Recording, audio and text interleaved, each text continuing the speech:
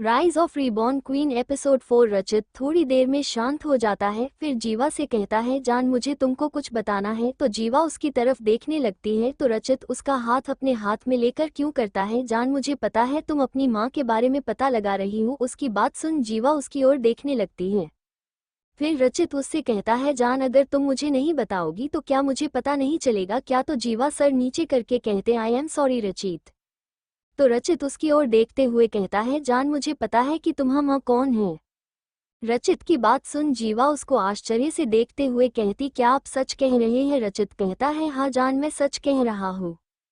तो जीवा जल्दी से कहती है बताइए ना कि कौन है मेरी माँ। तो रचित उसके गाल पर हाथ रखते हुए कहता है जान उनको तुम ही जानती हो। तो जीवा कहती है रचित बताइए ना कौन है। तो रचित से कहता है जान वो समीर की माँ है। रचित बात सुनकर के जीवा अचानक से उठते हुए क्या आप सच कह रहे हो। तो रचित कहता है हाँ जान मैं सच कह रहा हूँ। फिर रचित उठकर जाता है, ड्रावर से कुछ निकालता है और वो कागज लाकर के जीवा को दे देता है। जीवा जैसे जैसे उस कागज में लिखे हुए को पढ़ रही थी वैसे उसे उसकी आंखें नम होते हुए जा रही थी। फिर और रचित को देखते हुए कहती है तो क्या उनको पता है मैं उनकी बेटी हूँ। नहीं जान ये बात मुझे अतुल को और समीर और राघव को बस पता है। तो जीवा उठते हुए कहती है ठीक है।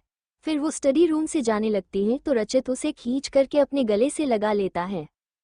इधर गेस्ट रूम में समीर आकर अपनी माँ को सारी बात बताता है कि कैसे उसको पता चला कि जीवा उसकी सगी बहन है। तो रे समीर की माँ रोते हुए कहती है तूने मुझे पहले क्यों नहीं बताया, मेरी गुड़िया मिल गई है मुझे। तो समीर कहता है माँ मुझे रचित ने रोक रखा था बताने को इसलिए मैंने किसी को भी नहीं बताया।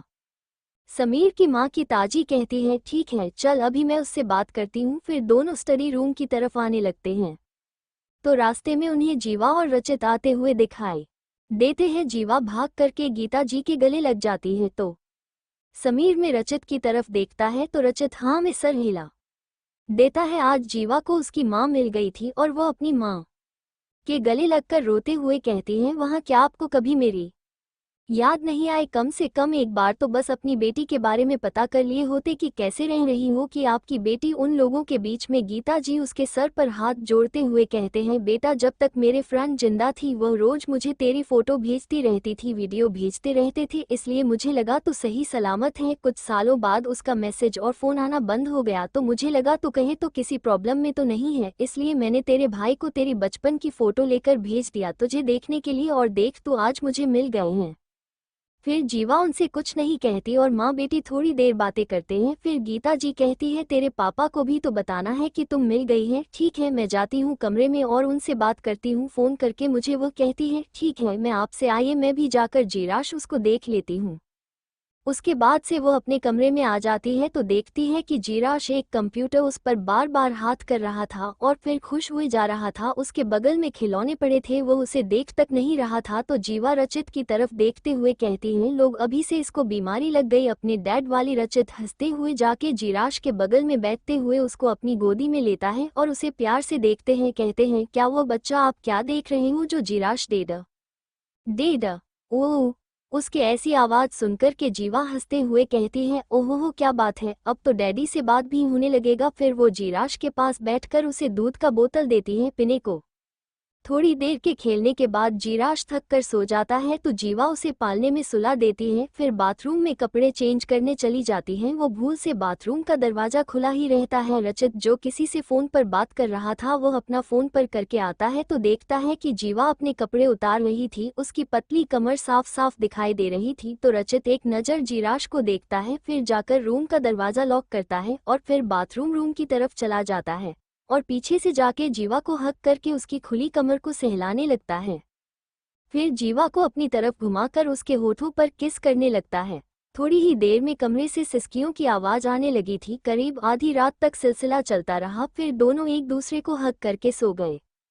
अगली मॉर्निंग बिला में 3 गाड़ियां के रुकी 63 साल के एक आदमी उतरे। इनकी हल्के हल्के शकल जीवा और समीर से मैच खा रहे थे। फिर वो अंदर आ गया और उनके बॉडीगार्ड वहीं पर खड़े रहे हो गए। अंदर आए तो गीता जी उनके पास जाकर के उनके गले लगते हुए बोली आप आ गए, चलिए आपकी गुड़िया से मिलवा आती हूँ मैं आपको। तो बाद में उनके बात सुनकर मुस्कुराते हुए बोला हाँ ठीक है चलिए। तो गीता जी आदमी को लेकर जीवा के पास आने लगी, तभी रचित की नज़र उस आदमी पर गई, उठ करके उनके पास आया और उनके गले लगते हुए बोला अंकल। तो वो आदमी रचित का कान पकड़ते हुए बोला गीता जी के लिए माँ और मेरे लिए अंकल। क्या? रचित बोला सॉरी सॉरी पापा। फिर वह आदमी आगे आया, हाँ, जीवा के सर पर हाथ फेरते हुए बोला कैसी है मेरी गुड़िया। जीवा उनकी की बात सुनकर के ज्यादा इमोशनल हो गई, अपना सर हमें हिलाने लगी और फिर उस आदमी के गले लग गई। तो पिताजी बोले अरे कबीर जी आप मेरी गुड़िया को रुला दिया। फिर से समीर आ गया ते हुए जीवा को गले लगाते हुए मेरी गुड़िया रोते नहीं है। सब लोग थोड़ी देर बातें करते हैं तो कबीर की गीता जी से कहते हैं हमें और आपको अमेरिका के लिए निकलना होगा। तो जीवा कबीर जी से डैड आप लोग क्यों जा रहे हो वहाँ पर? तो कबीर जी कहते हैं बेटा वहाँ पर हमें कुछ काम है और आपकी माँ का वहाँ एक अनाथालय भी है तो हमें वहीं जाना पड़ता है। तो जीवा वॉक डैड। थोड़ी देर बाद गीता जी और कबीर जी दोनों यूएस के लिए निकल जाते हैं। दिन ऐसे ही बीतने लगते हैं। इस बीच रचित ने जीवा के लिए ट्रेनर भी हायर किया था। हर रोज सुबह आकर जीवा को मार्शल आर्ट की ट्रेनिंग दे रहा था। जीराश वहीं पर बैठे उन लोगों को देखता रहता। इस बीच जीवा पर 3 बार अटैक हो चुके थे लेकिन हर बार रचित सामने आ जाता था और अगर कभी रचित नहीं होता ना तो उसके बॉडीगार्ड रहते थे। इसमें सलोनी और उसकी माँ माया बहुत परेशान थे क्योंकि उनका प्लान पूरा उल्टा पड़ रहा था। उन्होंने सोचा कि जीवा को किडनैप करके वो रचित से पैसों की डिमांड करेंगे लेकिन जीवा के हाथ ही नहीं लग रही थी। सोनाली के डैडी जीवा से मिलना चाह रहे थे क्योंकि वह अपने बिजनेस के सिलसिले में चाहते थे कि जी रचित को कहे कि उनकी मदद करें, पर जीवा थी कि किसी से मिलना ही नहीं चाहती थी। इस बीच जीराश काफी होशियार हो गया था क्योंकि जब रचित अपना काम किया करता तो वह अपने पास में जीराश उसको भी बिठा लेता था जिससे जीराश भी उसकी बैठ के बातें सुनता रहता था। आखिर जीराश पूरे 4 साल का हो गया था। हर वह तो अपने बाप से भी ज्यादा खड़ूस दिखता था लेकिन अपनी माँ के सामने एक इनोसेंट बच्चा बन जाता था। लेकिन रचित को पता था कि उसका बेटा कैसा है। जीराश बॉडीगार्ड उसे ट्रेनिंग में ले रहा था, उसका आईक्यू लेवल रचित से भी ज्यादा था। रचित जी अभी से ही अपने बच्चे को हर एक बात बताया करता था और साथ में उसे कुछ कोड लैंग्वेज भी सिखाया करता था जिसे बस उसे और राघव और अजय को ही बस पता था, इसलिए कुछ के बारे में जीराश का दिमाग काफी तेज था, वो बहुत जल्दी बात को सीख जाया करता था। इसी बीच रचित को यूएसए जाना पड़ा। जीराश को कहकर गया कि वो अपनी माँ का ख्याल रखे। जीराश भी बड़ों की तरह बोला आप जाकर अपना काम कीजिए, मैं मॉम का ध्यान रख लूंगा। उसको ऐसा बोल देख अतुल, समीर और राघव तीनों उसी की तरफ भी देख रहे थे। मेरे जितने अपना सा रहेगा और राघव के साथ जाने लगा तो जीराश बोला डैड। तो रचित उसकी तरफ देखते हुए बोला क्या हुआ? तो जीराश बोला मुझे आपका स्टडी रूम यूज करना है और आपका कंप्यूटर भी। उसकी बात सुनकर सब लोग हैरानी से जीराश की तरफ देखने लगे और अपने मन में सोचने लगे ये 4 साल का पिद्दी कंप्यूटर का क्या करेगा और भाई का स्टडी रूम ऐसे क्यों चाहिए तुम्हारे जितने का पासवर्ड नहीं है तुमको तो पहले से ही पता है।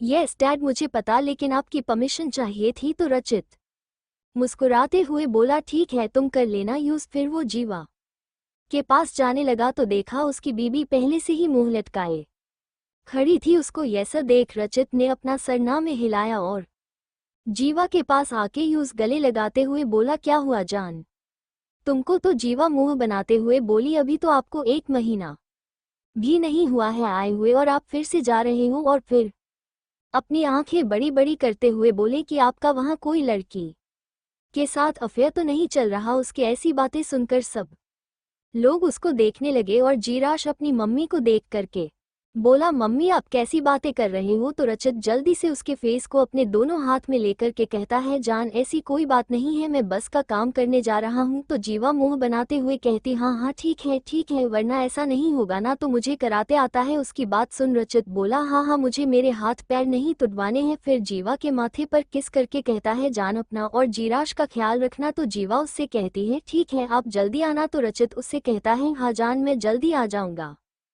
फिर रचित चला जाता है और जीराश अपनी मॉम के पास जाके बैठ जाता है और अपनी आंखें टिमटिमाते हुए कहता है मॉम मुझे भूख लगी है, आप कुछ बना दोगी मेरे लिए? उसको ऐसा करते देख समीर, अतुल, अजय हैरान थे क्योंकि उनको पता था कि ये दोनों बाप फोल्डेड हैंड्स बेटे एक ही थाली के चते पट्टे हैं।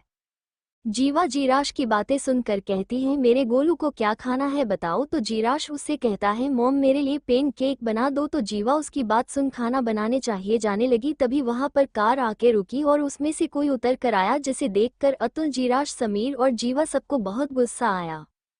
उस इंसान को देखकर सबको गुस्सा आता है। वो इंसान बड़े ही स्टाइल से अंदर आके सोफे पर बैठ जाता है तो जीराश गुस्से में उसकी ओर देखते हुए कहता है, आप क्यों आए हैं यहाँ पर? जब डैड ने आप सबको मना किया है तो क्यों आई हैं आप यहाँ? तो सोनम जीराश को देखते हुए, अरे मेरे भतीजे अपनी बुआ से कोई ऐसे बात करता है, भला बताओ तुम्हारी माँ तुमको यही सब सिखाती है क्या? उसकी बात सुन समीर बोलता है, वो क्या सिखाती है क्या नहीं ये तुम ना ही जानो तो सही है। समीर की बात सुन सोनम कहती है, तुम क्यों बीच में आ रहे हो और तुमको क्यों इतना फर्क पड़ रहा है, ऐसी क्या बात है जो अपने फ्रेंड की बीबी को इतना प्रोटेक्ट कर रहे हो? उसकी बात सुन जीवा कहती है, कोई भी रिश्ता हो हमारा तुमको क्या लेना देना है? तो सोनम हंसते हुए, वाह वाह क्या बात है, मतलब हस्बैंड के फ्रेंड को भी नहीं छोड़ा? तभी जीराश गुस्से में, मेरी मॉम के बारे में ऐसे बोलते हुए शर्म नहीं आती आपको? अजय चाचू। अजय तुरंत आगे आते हुए, जी छोटे बॉस। तो जीराश अजय की तरफ देखकर गुस्से में कहता है, इन लेडी को 10 थप्पड़ मारो ताकि ये दोबारा मेरी मॉम को परेशान ना करे। अजय और सब उसकी बात सुन हैरान रह गए। अजय आगे आया और सोनम को थप्पड़ पड़ने लगा। जीवा हैरानी से जीराश को देख रही थी जिसके फेस पर अभी बिल्कुल रचित जैसा गुस्सा था। वो जीराश से कुछ कहती उससे पहले जीराश बॉडीगार्ड की तरफ देखकर कहता है, तुम सबको कितनी बार बोलना पड़ेगा कि किसी भी अनजान को अंदर नहीं लेना, बाहर फेंको इनको। उसकी बात सुन अतुल जो अभी तक चुप था वो बोला, सुनाई नहीं दिया क्या तुम सबको? तभी सोनम गुस्से में उठते हुए बोली, तुम जितने छोटे हो तुम्हारी जुबान उतनी बड़ी और तुम मुझे निकलने वाले होते कौन हो? तो जीराश सोनम के आगे आके अपना सीना ताने कहता है, मैं जीराश सिंह, रचित सिंह और जीवा रावत का बेटा अभी इसी वक्त इस लड़की को बाहर फिकवाना चाहता हूँ। जो मेरी बात से सहमत हो वो आगे आके ये काम करे। उसकी बात सुन सोनम हंसते हुए, मुझे कौन हाथ लगाया यहाँ पर? तभी वो देखती है सारे बॉडीगार्ड उसकी तरफ आ रहे थे। वो उनको धमकाते हुए बोली, वही रुक जाओ सभी, लेकिन वो कुछ और कहती तब तक उसको पकड़कर बाहर फेंक दिया गया था। अतुल आगे आते हुए बोला, क्या बात है जीराश, तुम तो काफी डेयरिंग होते जा रहे हो। तो जीराश अपने दोनों हाथ पीछे किए बोला, इसे डेयरिंग नहीं अतुल चाचू प्रोटेक्शन कहते हैं, जो मुझे डैड ने बोला है मॉम और आप लोगों की करने को। उसके पीछे से आवाज आई तो सब उधर देखने के लिए मुड़ गए तो देखा वहां रचित, राघव और कुछ बॉडीगार्ड के साथ खड़ा था। रचित को यहाँ देखकर जीवा उसकी तरफ आते हुए बोली, रचित आप तो अस जा रहे थे ना? तो रचित उसके हाथ पकड़ते हुए बोला, ऐसे ही मीटिंग कैंसिल होगी है? तो जीवा खुश होते हुए, अच्छा हुआ। तो रचित उसके सर पर हाथ फेरते हुए कहता है, ठीक अब तुम सब वेट करो, मैं राघव और जीराश कुछ देर में आते हैं, मुझे कुछ बात करनी है। और अजय की ओर इशारा कर उस बुला लेता है स्टडी रूम में। जीवा अपना मुंह बनाते हुए बोली, जैसा बाप वैसा बेटा हुन। सब स्टडी रूम में आते हैं तो रचित सबको बैठने को बोलता है तो सब बैठ जाते हैं। फिर रचित जीराश को एक लॉकेट निकाल के देता है जिसका पत्थर रेड कलर का था। जीराश उस लॉकेट को देखते हुए बोला, डैड क्या ये लॉकेट किसी ऑर्गेनाइजेशन से जुड़ी है? उसकी बात सुन राघव और अजय दोनों हैरान थे कि इतना छोटा बच्चा ये सब जानता है। फिर उन्होंने रचित की तरफ देखा जो अपने बच्चे को गर्व से देख रहा था। फिर बोला, हाँ ये हम लोगों की ऑर्गेनाइजेशन, पर यह बात सिर्फ मुझे और राघव अजय और अब तुमको पता है। मुझे लगता है कि तुम अब बहुत बातें समझने लगे हो और बहुत काम भी छुप छुप कर मुझसे करने लगे हो। उसकी बात सुन जीराश अपना सर इधर उधर करने लगता है। फिर रचित तीनों को कुछ और बातें बताता है। अब राघव और अजय को यकीन हो गया था कि यह छोटा बॉस देखने में बस छोटा है, काम तो बड़ों से कई गुना और दिमाग भी। रचित कुछ देर और जीराश को बातें बताता रहा, फिर बोला, अगर कभी भी कोई प्रॉब्लम हो तो लॉकेट के नीचे वाली बटन दबा देना, तुम्हारी मदद के लिए तुरंत कोई आ जाएगा। और एक बात, अगर मुझे कभी कुछ हो जाए तो तुम अपनी मॉम का ख्याल रखना। तो जीराश उससे कहता है, डैड आप ऐसा क्यों बोल रहे हो? तो रचित उसके सर पर हाथ फेरते हुए, कुछ नहीं, तुम ये सब मत सोचो।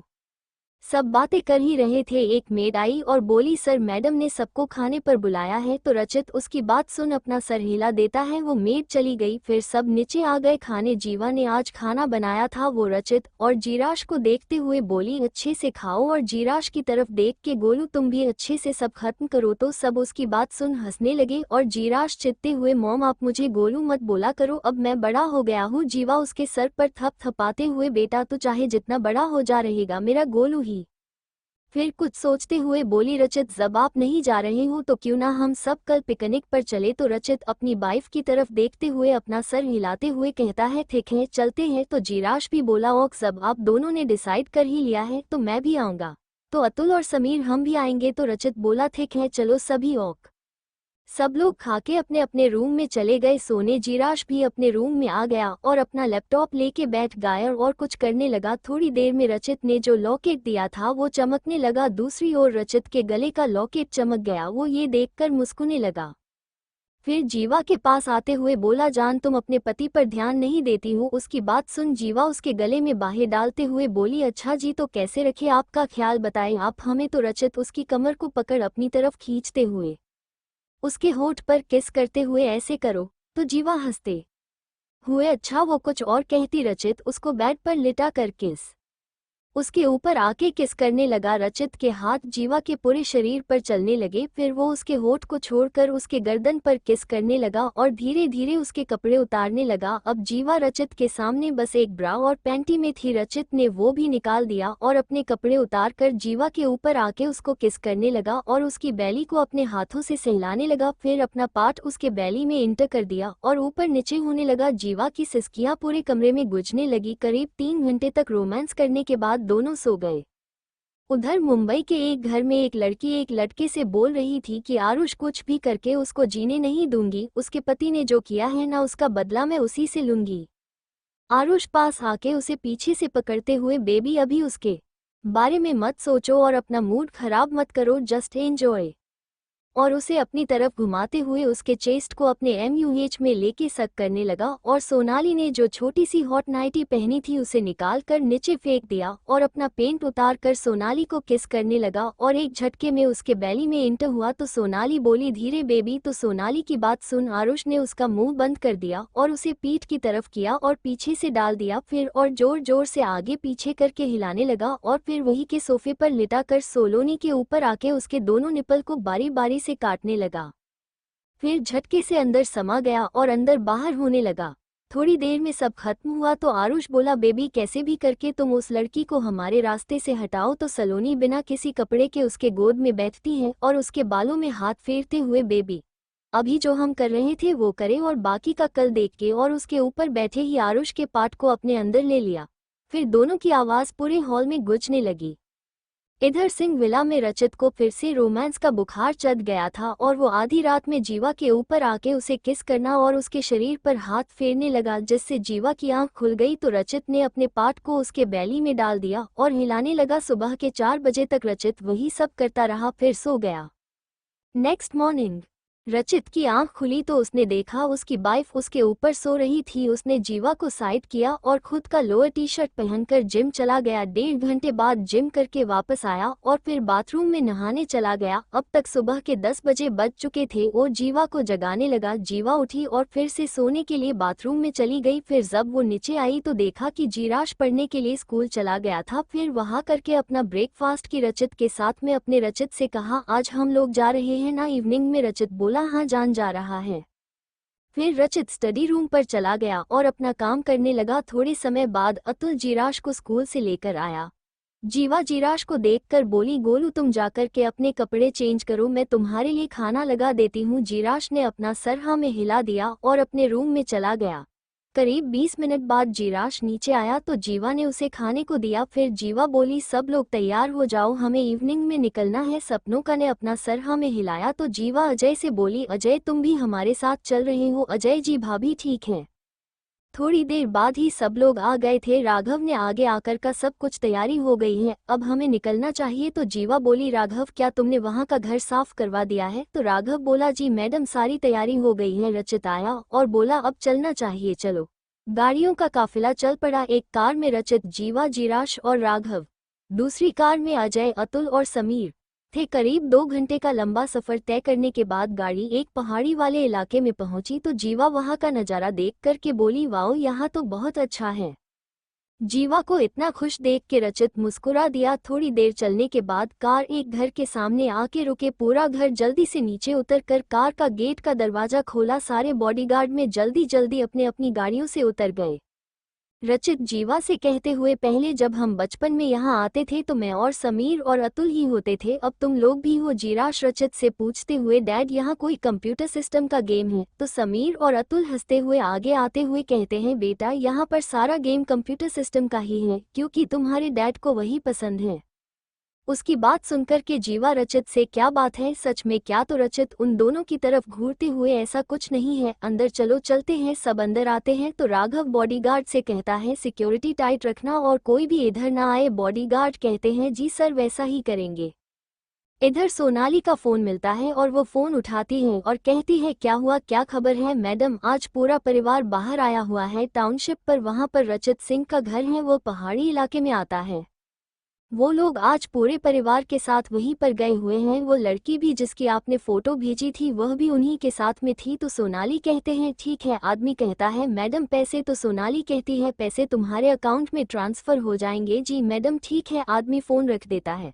सोनाली आरुष से कहती है बेबी आप चलते हैं इस लड़की काम तमाम करने। तो आराम से कहता है बेबी ठीक है लेकिन नरका में बहुत सोच समझ कर करना पड़ेगा। तो सोनाली अपना सर हाँ हिला देती है और दोनों आरुष की कार से निकल जाते हैं। इधर जीवा ने पूरी पिकनिक से तैयारी कर ली थी। बोलू घर में बने गार्डन जो घर पर थोड़ी दूर पर था वहां पर गए। जीवा ने मेट बिछाया तो रचित और सब उसकी मदद करने लगे। जीराश अपने छोटे छोटे हाथों में टोकरा उठाकर लेकर आया और बोला मॉम ये कहाँ रखूं? उसके हाथ में टोकरा देख के जीवा में मुस्कुराते हुए उसके हाथ से टोकरी लेते हुए बोली गोलू तुम रहने दो करने के लिए। रचित उन दोनों के पास आकर के बोला क्या बात हो रही है माँ बेटे में? तो जीराश रचित की तरफ अपना फेस करके ये पर्सनल बात है डैड। जीवा उसकी बात सुन हंसने लगी। फिर थोड़ी देर वो लोग खेलने लगे। जीराश थक गया था और आकर के मेट पर बैठ जाता है। इधर रचित और जीवा बच्चों की तरह एक दूसरे को पकड़ने के लिए दौड़ रहे थे। रचित भागे जा रहा था, जीवा उसको पकड़ने के लिए उसके पीछे जो दौड़ रही थी और सब लोग बैठकर उन दोनों को देख रहे थे। जब रचित ने देखा कि जीवा थक गई है तो वह रुक गया।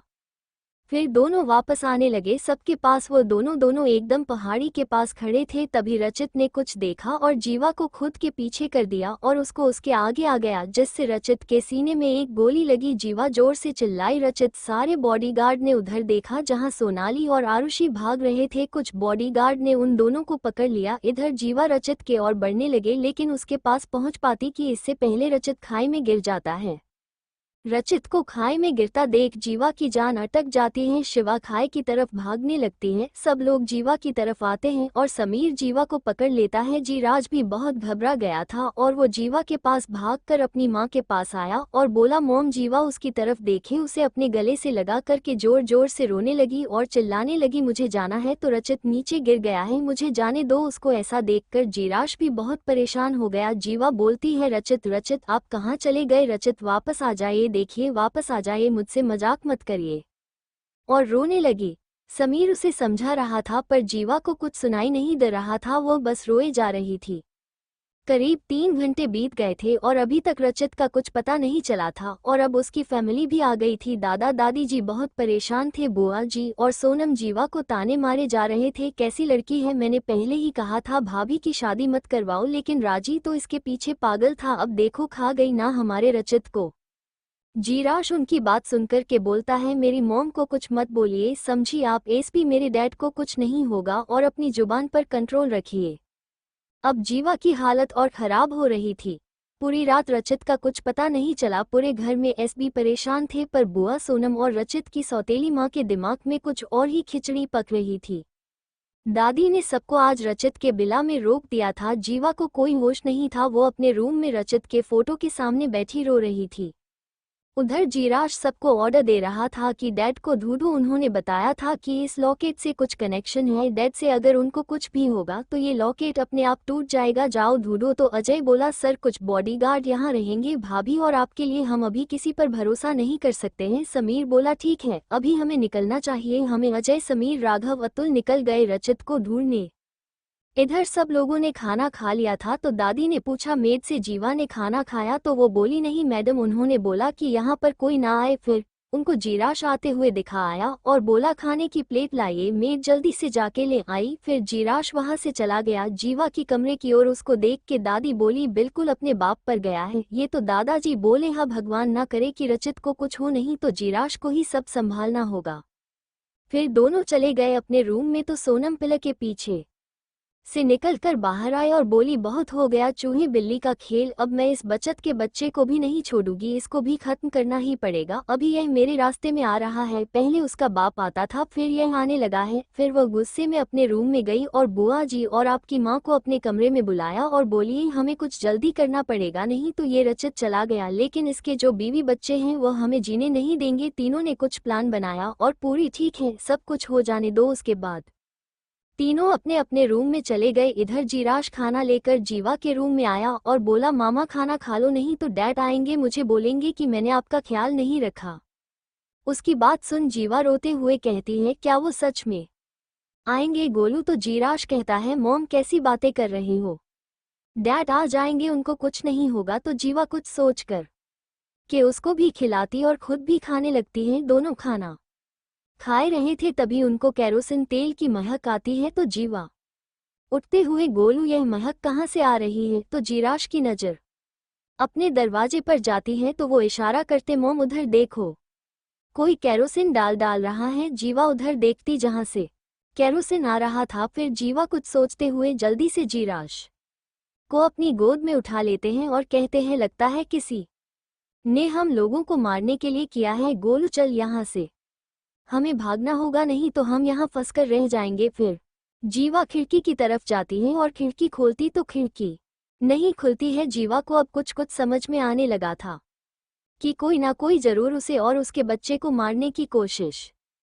कर रहा है। ये कहती है, गोलू खिड़की तो नहीं खुल रही है, क्या करें हम? जीराश कहता है, मम्मा चलो, मुझे डैड ने सिगरेट रास्ता बताया है मुझे। तो जीवा उससे पूछती है, कब बताया तुमको? तो वो बोला, मॉम अभी यह सब बात करने का टाइम नहीं है, चलिए हम निकलते हैं हम लोग यहाँ। फिर जीराश अपना हाथ आगे करके बाथरूम की साइड वाली फोटो हटा देता है और वहाँ एक पासवर्ड डालता है, तो वहाँ की थोड़ी दीवार हट जाती है और वह दोनों उसके अंदर चले जाते हैं। इधर कमरे में पूरी तरह से आग लग चुकी थी और वह ज्यादा बढ़ती कि समीर, राघव, अतुल और अजय आ गए थे। जीवा के कमरे में आग लगी थी। एक समीर बहुत घबरा जाता है और जल्दी जल्दी आग को बुझाने लगता है। पूरी फैमिली भी आ जाती है और फिर रजित की सौतेली माँ झूठे आंसू बहाते हुए कहती है, कैसा कैसा दिन देखना पड़ता है, उनकी बातों पर कोई ध्यान नहीं देता है।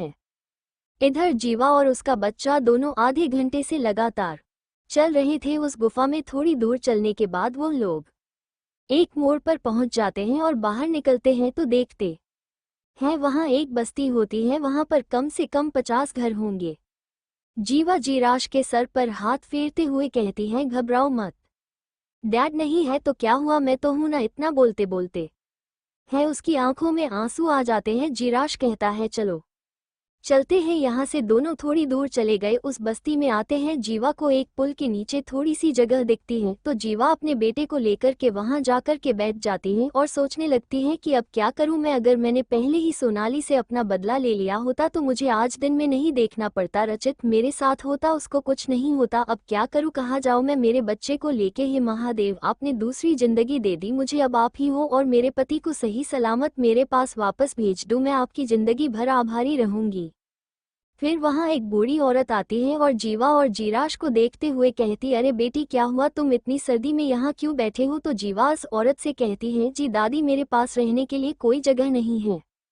अरे बेटा कोई बात नहीं है, तुम मेरे साथ चलो, मेरे वहाँ एक कमरा खाली है, तुमको भाड़े पर दे दूंगी, जब तुम्हारे पास पैसे होंगे तब तुम दे देना, लेकिन अभी तुम्हारा बच्चा बीमार पड़ जाएगा, चलो। तो जीवा जीराश की तरफ देखते हुए कहती है, ठीक है दादी चलिए।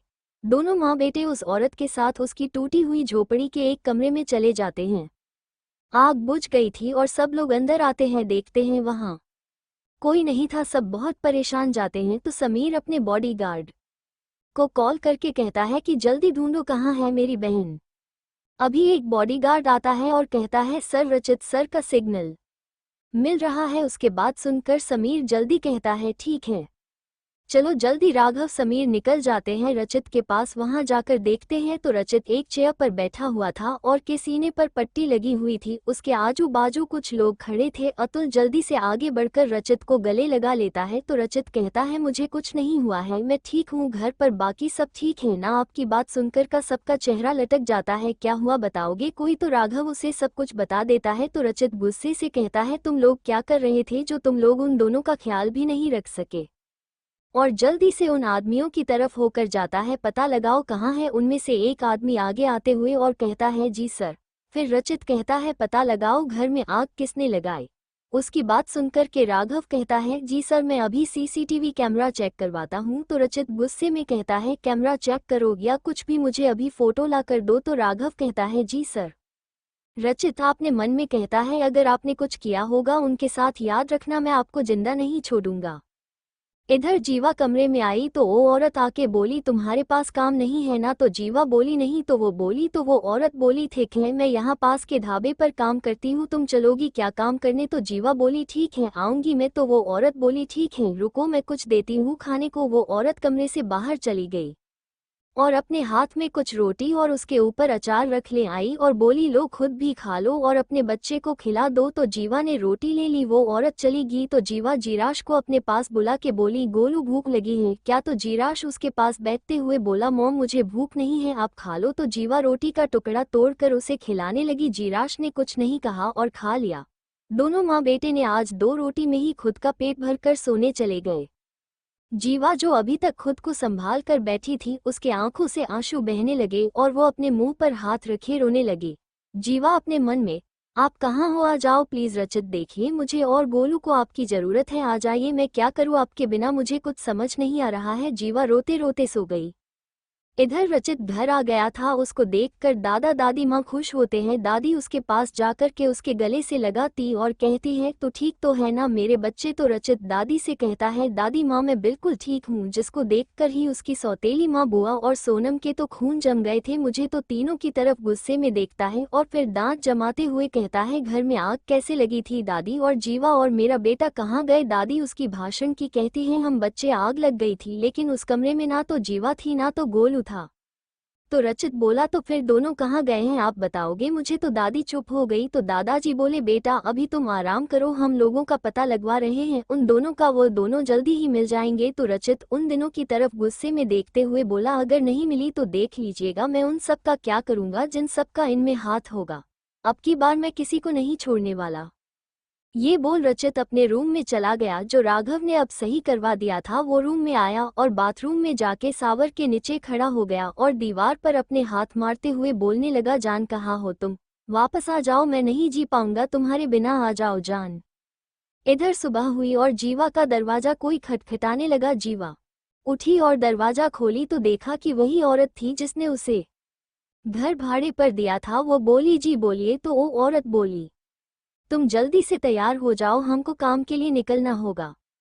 तो जीवा उस औरत से बोली, मेरे पास बस यही कपड़ा है। तो वो औरत बोली, हाँ मुझे पता था इसलिए ये साड़ी लाई हूँ, पहन लो और जल्दी आओ। जीवा अपना सर हाँ में हिला के अंदर आने लगी। अभी तक आवाज सुन के जीराश उठ गया था। जीवा चलने लगी तो उसका सर चकराने लगा, वो लड़खड़ा कर जमीन पर गिर गई। जीराश जीवा को गिरते देख जल्दी से अपनी मॉम के पास आया और बोला, मॉम क्या हुआ आपको, बोलो। पर जीवा बेहोश हो गई थी। जीराश की आंखों में आंसू आ गए। वो जीवा के हाथ को पकड़ हिलाने, मॉम उठिए ना मॉम उठिए। वो औरत आगे आई और जीवा को आवाज लगाई, पर जब जीवा नहीं उठी तो जीराश को रचित की बात याद आई। याद रखना, अगर कभी भी तुम्हारी मॉम या तुम दोनों किसी मुसीबत में हो तो इस लॉकेट के पीछे की बटन को दबा देना।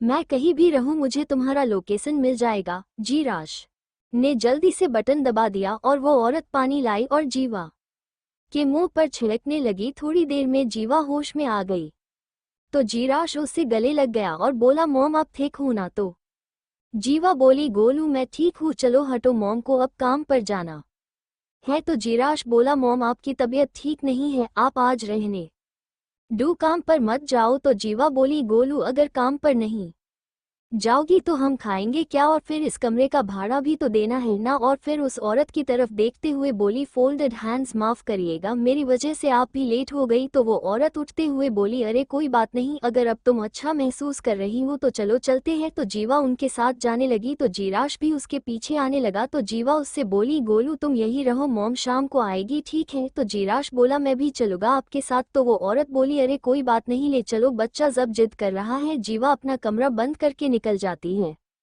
इधर सिंह विला में रचित भागता हुआ सीढ़ियों से नीचे उतर रहा था। उसको इस तरह भागता देख गीता जी आगे आते हुए बोली, रचित कहाँ जा रहे हो? पर रचित था कि उसे कुछ सुनाई नहीं दे रहा था। उसका लॉकेट उसके हाथ में था। राघव, अजय, अतुल, समीर सब आ गए। तभी रावत जी बोले, रचित क्या हुआ है, बोलो कुछ तो। रचित बोला, डैड मुझे जीराश ने लोकेशन भेजी है। उसकी बात सुन सब खस हुए। फिर रचित परेशान होते हुए बोला, मैंने उसे ये तब करने को कहा था जब वो दोनों किसी मुसीबत में हो, मुझे जल्दी जाना होगा। वो आगे बढ़ने लगा। उसके साथ समीर और सब लोग भी आगे आ गए। बाहर आके कार में बैठ निकल गए। इधर जीवा और जीराश जहां काम करना था वहां पहुंचे तो उस औरत ने जीवा को ढाबे के मालिक से बात करवा के नौकरी दिला दी। जीराश वही एक पत्थर पर बैठकर जीवा को काम करता देख रहा था। उसे अपनी मॉम को ऐसे काम करता देख बहुत बुरा लग रहा था, इसलिए वो भी जीवा के पास आके पानी का पंप चलाने लगा। जीवा ने जब अपने बच्चे को उसकी मदद करते हुए देखा तो उसके आंसू बह गए। उसने सोचा, कहाँ ये सिंह फैमिली और रावत फैमिली का सबसे लाडला बच्चा आज आके अपनी माँ को देखकर नौकरों वाला काम कर रहा है। ढाबे के मालिक ने जब देखा कि जीवा का काम खत्म नहीं हुआ तो वो उसके पास आके बोला, ऐसे महारानी की तरह करोगी तो कैसे होगा, जल्दी जल्दी हाथ चलाओ। जीवा उसकी बात सुन जल्दी जल्दी हाथ चलाने लगी। उसका काम खत्म हुआ तो मालिक बोला, जाओ बाहर कुछ लोग हैं उनको खाना दे आओ। जीवा ऐसे ही काम करती रही। वो सब्जी का कटोरा लेके जा ही रही थी कि उसके हाथ से वो कटोरा गिर गया तो मालिक उसके पास आके उसको धक्का देते हुए बाहर की तरफ बोला, चल निकल जा यहाँ से, मेरा नुकसान करवा दिया। तो जीवा हाथ फोल्डेड हैंड्स हुए बोली, मेरा पैसा तो दे दीजिए जो मैंने काम किया। तो मालिक बोला, कैसा पैसा, कोई पैसा नहीं मिलेगा। जीराश भी अपनी माँ के पास आ गया। जीवा बोली, देखिए मेरे बच्चे ने सुबह से कुछ नहीं खाया, बस इसके लिए कुछ दे दीजिए, मैं पैसे नहीं मांगूंगी। ढाबे का मालिक बोला, जा यहाँ से कुछ नहीं मिलेगा, और जीवा को बाहर निकालने लगा। जीवा खुद को संभालते हुए उठी और जिराश को अपने साथ लेके ढाबे से निकलकर बाहर आई। तभी वहां 8 कार आके रुकी। उनमें से बॉडीगार्ड निकले और रचित जल्दी से बाहर आया और उसकी नजर जीवा पर गई जो 3 दिन पहले जैसी नहीं लग रही थी। कहाँ वो अपनी जीवा को राजकुमारी की तरह रखता था, कहाँ आज उसकी जीवा ऐसी दिख रही थी। अपने डैड को देख जीराश दौड़ता हुआ उसके पास आया तो रचित ने उसे बैठकर गले लगा लिया। जीराश आज रो रहा था ये देख सब हैरान थे, क्योंकि जीराश को कुछ भी हो जाए पर वो रोता नहीं था, पर आज वो जोर जोर से रो रहा था। आखिर 5 साल का बच्चा और कर भी क्या सकता था। रचित की नजर जीवा पर गई जो अपने आंखों में आंसू लिए उसे देखे जा रही थी। रचित ने समीर को जीराश को संभालने के लिए दे दिया और खुद जल्दी जल्दी आगे आया और जीवा को गले लगा लिया। जीवा जो भूत बने खड़ी थी वो होश में आई और रचित को खुद को गले लगाए देख वो बोली, रचित रचित। तो रचित उससे अलग होते हुए उसका फेस अपने हाथ में लेते हुए बोला, जान मैं आ गया हूँ, अब सब ठीक हो जाएगा। जीवा को जब लगा कि यह सपना नहीं है तो वो रचित के सीने से लग फफक के रो पड़ी। जीवा रोते हुए बोली, आप आ गए, मैं बहुत डर गई थी, कहीं मैंने आपको खो तो नहीं दिया। और इतना बोल वो रोने लगी। रचित उससे बोला, जान तुमने कैसे सोच लिया कि मैं तुमको छोड़कर चला गया? तो जीवा कुछ नहीं बोली। तो रचित उसके सर को ऊपर किया तो जीवा बेहोश थी। रचित घबरा के राघव से बोला, राघव जल्दी हॉस्पिटल चलो। सब परेशान हो गए। रचित जल्दी से उसे कार में लेकर बैठ गया। कुछ देर बाद गाड़ी हॉस्पिटल के सामने आके रुकी तो रचित जीवा को गोद में लिए ही हॉस्पिटल के अंदर आया। राघव ने जल्दी से डॉक्टर को बोल जीवा का चेकअप करने को बोल दिया था।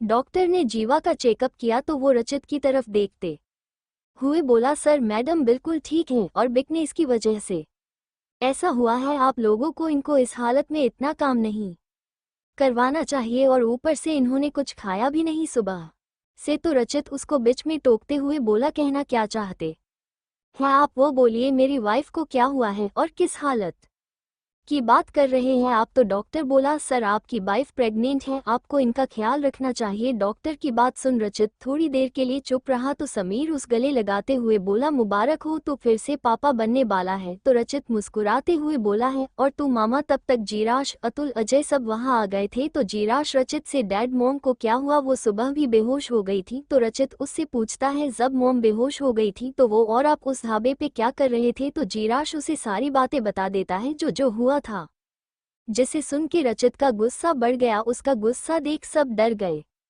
जीराश की बात सुन रचित उसके सर पर हाथ फेरते हुए अजय की तरफ देखता है तो अजय उसकी बात समझकर वहां से कुछ बॉडीगार्ड लेके चला गया था। फिर रचित और सब जीवा के बॉड को तरफ आ जाते हैं जिस कमरे में जीवा थी। अभी तक जीवा को होश आ गया था, वो खुद को हॉस्पिटल में देखकर हैरान हो गई। तभी उसे रचित दिखा आते हुए वो जल्दी से उठने को हुई तो रचित जल्दी आगे आया और जीवा को बेड पर बिठाते हुए बोला, जान क्या कर रही हो, आराम से, तुमको कुछ चाहिए क्या, मुझे बताओ मैं लाता हूँ। उसकी बात सुन जीवा कुछ नहीं बोली और उसके गले लग जाती है तो रचित समझ जाता है कि जीवा अभी भी सब सोच रही है। तो वो उसका ध्यान भटकाने के लिए रचित कहता है, जान हम फिर से पेरेंट्स बनने वाले हैं। तो जीवा उसकी तरफ देखती है तो रचित उसके माथे पर किस करके कहता है, हाँ जान। तो जीवा खुश होती है, उसकी नज़र बाकी सब पर जाती है तो वह रचित से थोड़ा दूर हटते हुए बैठ जाती है। जीराश समीर का हाथ छोड़कर जीवा के पास आते हुए कहता है, मोम अब आप कैसी हैं। तो जीवा उसे गले लगाते हैं, कहती है, मेरा गोलू मैं बिल्कुल ठीक हूँ, तुमने कुछ खाया। तो जीराश ने अपना सर हाँ में हिला दिया। समीर आगे आते हुए बोला है, छोटी अब तेरी तबीयत कैसी है। तो जीवा बोली, भाई मैं अब ठीक हूँ। तो समीर उससे बोला, छोटी अगर तुम दोनों वहाँ से निकल गए थे तो तुम हमारे पास क्यों नहीं आई, बोलो क्या तुमको अपने भाई पर भरोसा नहीं था। तो जीवा उसका हाथ पकड़ के अपने पास बिठाते हुए बोली, नहीं भाई आप ऐसा मत सोचो, वो समय ऐसा था कि मुझे कुछ समझ नहीं आया, क्या करूँ कहाँ जाऊँ। तो समीर उसके सर पर हाथ फेरते हुए बोला, ठीक है तुम अब वो सब मत सोचो। तभी समीर का फोन बजता है। समीर अपने पॉकेट से फोन निकलता है तो देखता है कि उसकी मां का कॉल होता है। समीर कॉल उठाता है तो उधर से गीता जी की परेशान सी आवाज आई, समीर क्या हुआ, गुड़िया और जीराश मिल गए क्या। तो समीर बोला, माँ छोटी मिल गई है और जीराश भी ठीक है और आपके लिए एक खुशखबरी भी है। तो गीता जी बोली, कैसी खुशखबरी। तो समीर बोला, माँ आप नानी बनने वाली हैं। तो गीता जी खुश होते हुए बोली, क्या तुम सच कह रही हो। तो समीर बोलता है, हाँ माँ अब मैं रखता हूँ फोन, हम सब घर ही आ रहे हैं। फिर वो कॉल कट कर देता है। तो रचित से कहता है, अब हमको घर चलना चाहिए। तो अतुल कहता है, हाँ भाई भाभी को लेकर चलिए। तो रचित राघव को देखते हुए बोला, सब कुछ हो गया है। तो राघव बोला, जी सर सब हो गया, आप अब चल सकते हैं। तो रचित जीवा को अपनी गोद में उठा लेता है, जिसे देख सब मुस्कुराने लगे और जीवा ने अपना सर रचित के सीने में छुपा लिया। हॉस्पिटल से सब बाहर निकले और अपनी अपनी कार में बैठ गए। कार अपने सफर पर चल पड़ी। इधर सिंह मैंशन में सोनम और उसकी माँ और बुआ जी की हालत खराब हो रखी थी, क्योंकि उनको पता था कि उनकी सच्चाई सामने आने वाली है। तीनों एक कमरे में बैठी सोच रही थी कि अब क्या किया जाए। सोनम अपनी माँ से बोली, माँ मैंने तो सीसीटीवी की जितनी भी फोटो थी वो सारी डिलीट कर दी थी, फिर तो कोई सवाल नहीं उठता है कि उनको हमारे बारे में कुछ पता चल सके। तो उसकी माँ अपने हाथ की ग्लास नीचे रखते हुए कहती है, नहीं सोना तो समझ नहीं रही है, रचित बहुत बड़ी हुई शख्सियत है, वो किसी ना किसी तरह सारी सच्चाई पता लगा ही लेगा, इसलिए उसके सारी सच्चाई जानने से पहले हमें कुछ ऐसा करना पड़ेगा कि हम सब इसमें से बाहर आ जाए। तो सोनम कहती है, पर क्या करेंगे माँ आप बताओ हमें। तो उसकी बुआ कहती है, वो आदमी कहाँ है। तो सोनम की माँ बोली, दीदी मैंने उसको पैसे दे करके रात को ही यहाँ से चले जाने के लिए बोल दिया था और वो अभी तक तो आउट ऑफ कंट्री चला गया होगा। तो सोनम की बुआ हंसते हुए कहते हैं, तो फिर तो कोई सवाल ही नहीं उठता कि रचित हमें पकड़ पाए, उसके पास कोई सबूत भी तो होना चाहिए ना हमारे ऊपर इल्जाम लगाने के लिए। तो सोनम कहती है, जैसा आप लोग सोच रही हैं वैसा ही हो तो ही हम लोग बच सकते हैं। तो उसकी माँ कहती है, ऐसा ही होगा। सिंह मैंशन के बाहर कुछ कारें आकर रुकती हैं। बॉडीगार्ड आकर के कार का दरवाजा खोलते हैं। रचित जीवा को सहारा देकर के नीचे उतारता है और उसे गोदी में उठाने लगता है। तो जीवा उसको मना कर देती है और कहती है, क्या कर रही हो आप, रचित मैं चल सकती हूँ, मुझे कुछ नहीं हुआ है। तो रचित से कहता हूँ, तो क्या हो गया, मैं तुम्हें उठा रहा हूँ ना, इसमें तुम्हें क्यों प्रॉब्लम हो रही है। तो जीवा कहती है, नहीं मैं खुद जा सकती हूँ, रहने दीजिए। तो रचित उसकी बात मानते हुए उसका हाथ पकड़ करके विला के अंदर आने लगता है। सब विला के अंदर जाते हैं तो गीता जी आगे आकर के जीवा को गले लगा लेती हैं और कैसी है मेरी गुड़िया, तू ठीक तो है ना। तो जीवा कहती है, माँ मैं बिल्कुल ठीक हूँ, आप चिंता मत करो। रावत जी भी आगे आते हुए कहते हैं, गुड़िया तुम ठीक हो ना। तो जीवा उनके गले लगते हुए कहती है, हाँ पापा मैं बिल्कुल ठीक हूँ, देखो आप लोगों के सामने खड़ी हूँ।